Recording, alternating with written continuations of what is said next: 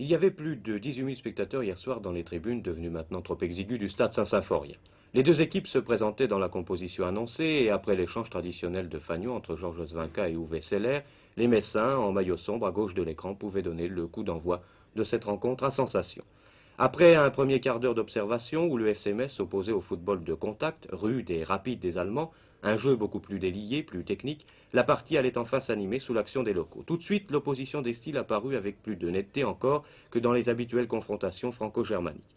Ici, sur un 1-2, Hitz-Bellé, l'interdroit messin remissait intelligemment sur Hitz, dont le centre était repris de façon magistrale par Gérard Hausser à la 20e minute. L'international ouvrait ainsi la marque en faveur des Lorrains.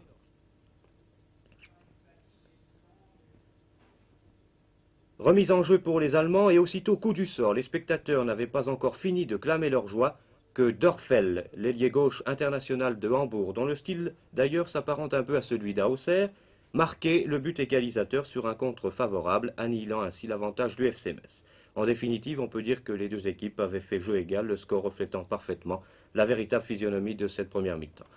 Alors là, il va y avoir au début de la seconde mi-temps une période faste pour les Messins. Regardez ici ce débordement d'Hausser qui dribble 3 joueurs dans un rush extraordinaire. Une période que l'on n'a pas fini de regretter d'ailleurs parmi les supporters, car Metz méritait incontestablement de marquer plusieurs buts. Mais hélas, Léonard, Zepagnac, Hausser n'ont pas eu de réussite. La chance n'était pas avec eux hier soir et ce sont au contraire les Allemands qui vont faire la différence. Ils avaient laissé passer l'orage et ils terminèrent la rencontre tambour battant. Ici, sur une erreur de la défense messine, Uwe Seller marque le deuxième but pour Hambourg à la 56e minute. Un peu contre le cours du jeu d'ailleurs, il faut bien le dire. Sentant les Messins à sa portée, Hambourg appuya sur l'accélérateur, c'est ainsi que l'Avnigzak devait concéder un corner à la 63e minute sur un tir de Schulz. Sur le corner, la balle parvenait à Kremer qui, en se retournant, trompait fort joliment le gardien messin. 3-1, le sort du match ne faisait plus de doute malgré les réactions fort généreuses des Messins. Ici, Léonard résiste à la charge de l'arrière Dickmann, mais son tir trop croisé passera de peu à côté à la 68e minute. Autre occasion manquée à la 75e minute, celle-là sur un centre de l'ailier droit Hitz, Léonard et Zepagnac échouent d'un rien, avouez qu'il y avait de quoi rager.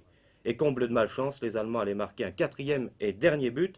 Regardez bien cette action, c'est un modèle du genre, Kremer centre en retrait pour Renick, reprise de volée et but.